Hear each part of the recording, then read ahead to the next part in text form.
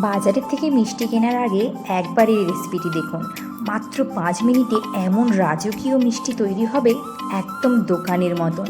কোনো রকম ছানা কাটানোর ঝামেলা আর ঘন্টার পর ঘন্টা পরিশ্রম ছাড়াই এই মিষ্টিটা একবার যদি বাড়িতে বানিয়ে ফেলেন, তাহলে কেউ বিশ্বাসই করবেন না যেটা আপনি বানিয়েছেন। কোনো উৎসব উপলক্ষে হোক বা বাড়িতে হঠাৎ অতিথির আগমন, বা আপনি যদি আমার মতন মিষ্টি প্রিয় হয়ে থাকেন, তাহলে কিন্তু এই রেসিপিটা খুব ঝামেলা ছাড়াই একদম সহজভাবে আপনি বানিয়ে নিতে পারবেন বাড়িতে।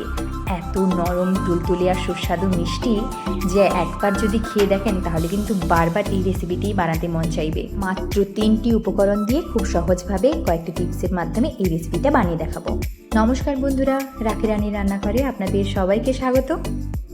চলুন আর দেরি না করে শুরু করা যাক আজকের রেসিপি। মিষ্টি পারফেক্ট তৈরি করার মূল টিপস হলো মেজারমেন্ট। আপনি যদি মেজারমেন্ট ঠিকঠাক করে মিষ্টি বানান, তাহলে আপনার মিষ্টি পারফেক্ট হবে 100% গ্যারেন্টি।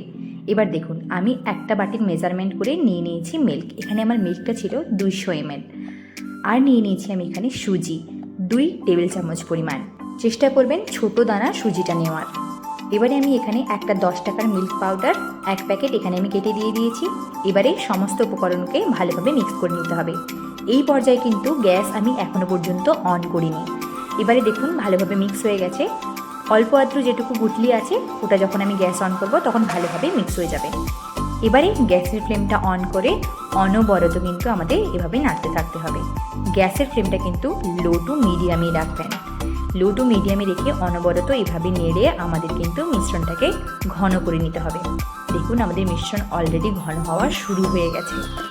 এবারে ভালোভাবে মিক্স করতেই থাকবেন। একদম কিন্তু নাড়ানো বন্ধ করা যাবে না, তাহলে কিন্তু নিচে লেগে যাবে। যখন ঠিক এতটা ঘন হয়ে আসবে, এই পর্যায়ে কিন্তু গ্যাসের ফ্লেমটা আমাদের লোতে রেখে দিতে হবে।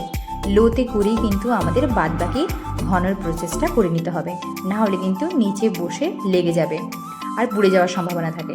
দেখুন কতটা পরিমাণে ঘন করবেন। যখন দেখবেন আমাদের মিশ্রণটা কড়াই ছেড়ে উঠে আসছে, ঠিক সেই পর্যায়ে কিন্তু আমাদের মিশ্রণটা একদম পারফেক্ট হবে মিষ্টি তৈরির ক্ষেত্রে। এখনও পর্যন্ত আর কিছুটা বাকি আছে, মানে আমাদের মিশ্রণটাকে একটা মাওয়ার আকারে নিয়ে চলে আসতে হবে। এই পর্যায়ে দেখুন আমাদের মিশ্রণটা কিন্তু একদম পারফেক্ট হয়ে গেছে। তো আমি নামানোর আগে 1 চামচ পরিমাণ ঘি দিয়ে দিয়েছি। ঘিটা দিয়েও আমি আরেকবার ভালোভাবে মিক্স করে দেব। মিক্স করে কিন্তু আমাদের কড়াই থেকে নামিয়ে নিতে হবে। দেখুন আমি কড়াই থেকে নামিয়ে নিয়েছি। যে পাত্রে আমি নামিয়েছি সেই পাত্রেও কিন্তু আমি আগে থেকে ঘি ব্রাশ করে রেখেছিলাম। এবার এই হাতের মধ্যেও ভালোভাবে ঘি লাগিয়ে নিয়েছি। ঘি লাগিয়ে হালকাভাবে একটু আমাদের মেখে নিতে হবে। বেশি মাখার কোনো প্রয়োজন নেই।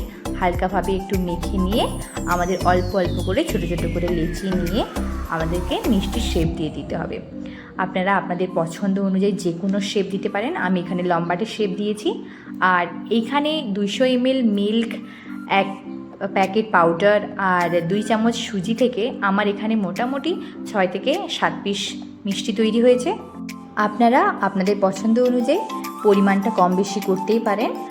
এই মিষ্টিটা তৈরির ক্ষেত্রে সবসময়ের জন্য যদি হাই ফ্যাটের মিল্ক নিতে পারেন, তাহলে সেক্ষেত্রে মিষ্টিটা খেতেও খুব ভালো হয় আর বেশি সময় ধরে জাল করার প্রয়োজনও হয় না, খুব তাড়াতাড়ি ঘনও হয়ে যায়। দেখুন আমি এখানে একটা দেখিয়ে দিচ্ছি কিভাবে আমি শেপটা দিয়েছি। এক গোল প্রথমে ভালোভাবে হাতের মধ্যে লেচি কেটে ভালোভাবে মসৃণ করে গোল করে, তারপর দুটো হাতের সাহায্যে চেপে এরকম লম্বাটে একটা শেপ দিয়ে দিয়েছি। দেখতে কতটা সুন্দরও লাগছে আর খুব ইজিলি তৈরিও হয়ে যায়। এখানে সবগুলো তৈরি হয়ে গেছে আমার। এরপরে একটা একটা মিষ্টিকে নিয়ে মিল্ক পাউডারের মধ্যে জাস্ট কোটিং করে নিয়েছি আমি। দেখতেও এতটা সুন্দর লাগছে ওপর থেকে, এবং খেতে তো তার থেকেও বেশি সুন্দর। এত নরম তুলতুলে আর সুস্বাদু যে আপনি যে কাউকে যদি খাওয়ান, কেউ কিন্তু বলবে না যে এটা আপনি বাড়িতে বানিয়েছেন। সবাই বলবে যে এটা দোকান থেকেই কেনা। সামনেই আসছে রাখি বন্ধন উৎসব, আর এই উৎসবের মরশুমে একবার এই মিষ্টিটা ট্রাই করে দেখতে পারেন। এত সহজ হয়, কোনো ঝামেলা ছাড়াই খুব সহজেই কিন্তু বাড়িতে তৈরি হয়ে যায়। বাজার থেকে মিষ্টি কেনার কোনো ঝামেলাই থাকবে না। আর ভেজাল মিষ্টি, পুরনো মিষ্টি না কিনে একদম ফ্রেশ আর দারুণ স্বাদের এই মিষ্টিটা কিন্তু আপনি বাড়িতেই বানিয়ে নিতে পারবেন। এবারে সমস্ত মিষ্টিগুলোকে একের পর এক মিল্ক পাউডারের মধ্যে ভালোভাবে কোটিং করে নিতে হবে। আগামী দিনে আমি আরও এরকম নতুন নতুন রেসিপি নিয়ে আপনাদের সঙ্গে হাজির হব। তো তার জন্য কিন্তু চ্যানেলটিকে সাবস্ক্রাইব করে পাশে থাকা বেল আইকনটি প্রেস করে নিতে হবে, এরকমই নতুন নতুন রেসিপির আপডেট যাতে সবার আগে আপনার কাছে পৌঁছে যায়।